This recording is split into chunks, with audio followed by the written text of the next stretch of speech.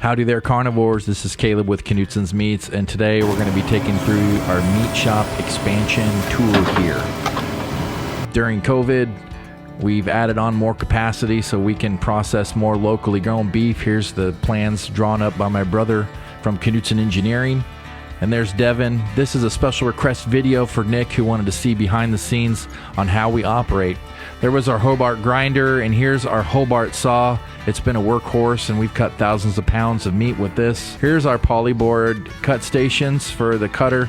There's our German knife saw we purchased for retail cases. And here's a workstation for the retail with our Sursteak cuber and our Patty-O-Matic slider, well worth the $800, $900. If you're digging this video, give us a like, subscribe, ring the bell, and let us know in the comments below what other kind of videos you'd like to see. So those are our custom cardboard boxes that we make and store our customers' beef in, our wrapping station and sanitization station.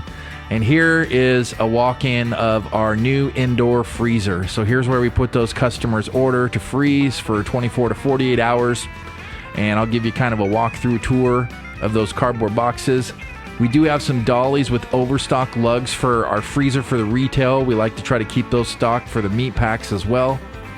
So here we're coming out the freezer door and back into our remodeled smoke room. So we added on another smoker from Pro Smoker and Roaster. I'll show you in a bit. There's our Tulsa stuffer. Well worth the investment if you're going to be making snack sticks, German sausages, and summer sausage. We like to keep our spices and casings here in this cupboard organized. The little scales you see are well worth the investment. They're about $220 for the scales you can get on Walton's, and they weigh up to 66 pounds. This is our back room hand sanitization and eye wash station.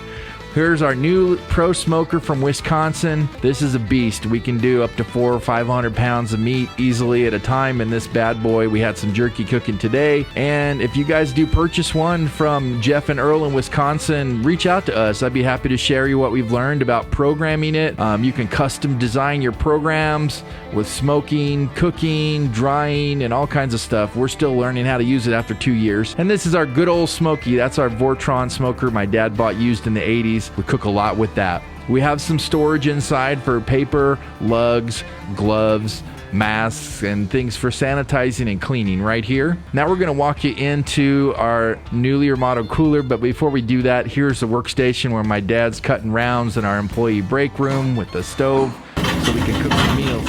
Now we had a lot to be torn up and expanded here on the cooler. We did keep the original rail system. They powder coated it and painted it, looked beautiful. We added on. Lumber was quite a bit more expensive during COVID, but my dad decided, let's do this. Let's invest and increase our capacity to custom process here in the great Northwest. We're in Pasco, Washington. So we were able to double our capacity for custom processing. Look how beautiful the floors were, and after the railing system was put in, we added new railing to go onto the built-in railing. And so now we have a lot more capacity. Here, we were going to get a digital scale, but it didn't pan out with microchip shortages, so we're using the old scale. Here's me and my dad putting together those storage racks for the retail. And here's going to be where we hang the carcasses and keep them nice and cool for probably 10 to 14 days. 21 days has been hard to hang during COVID since we're trying to process as much as we can. Here's our retail and where we keep overstock for snack stick. We just got in some new chicken. And not so glorious, but important, is the scrap barrels. We like to go to the dump probably every other day and dump our waste there.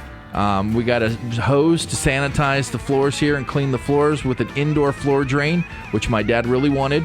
Inside here you can see the railing systems, the Larkin cooling units. I'll show you those when we're done. And you can see we got a lot of meat hanging. Since COVID, it's been nonstop. People are going and raising nice local beef, and we're processing it for them. So here's our carcass arrival book. The Kill guys use those. We sandblasted all the old rails. My dad likes to keep that old stuff and keep it going. There's Stacy and his son dropping off some beef. We're going to show you where they do that here outside. Stacy McCorkle with Gene's Custom Slaughter and Bob's Custom Kill are the two guys that bring in carcasses for us. They've been keeping us real busy, and then they navigate those carcasses into our cooler. Outside, we have another freezer we got from Polar Leasing. We're working on purchasing that, as we do need that extra freezer space. And I also have a dry outdoor storage area where we like to keep our stuff, like our slicer and our brine pump. So you can see the remodel before and after. We're able to process a lot more local beef here in the Great Northwest. These are the Larkin cooler units that Total Energy installed, and they've helped us get those fine-tuned. Little bonus footage inside the shop. There's our barbecue sauce. We like to support the local vendors that make seasonings. We've got some infused olive oils, and these are our canned veggies we get from Gourmet Gardens in Texas. They can do a private label for you. Some of our best sellers are the German sauerkraut. We have the pickled beets, which are pretty amazing as well. And then we're always selling out of the peachy peaches. So here's a look at our meat case. We just stocked it up for Saturday. We're stocking it high, letting it fly. We just stocked up on our Grass Run Farms beef. We ordered that from Western Box Meats. We got an 800-pound pallet, and it's fantastic choice grade grass-fed. Here's our back room where we have some soups and pastas. This is where we keep our German sausages, andouilles, all of our homemade sausage inspired by what we saw in Wisconsin. We got buffalo, elk, veal, American lamb, grilling accessories. And there's another look at our meat case. You can see our very first video we ever did was how to cut a cowboy steak. We want to thank you so much for watching this presentation by knutzen'd Meats. Please like, subscribe to our channel, ring the bell for notifications, and let us know in the comments below what are the videos you'd like to see. Thanks, Nick, for requesting this video, and y'all have a nice steak.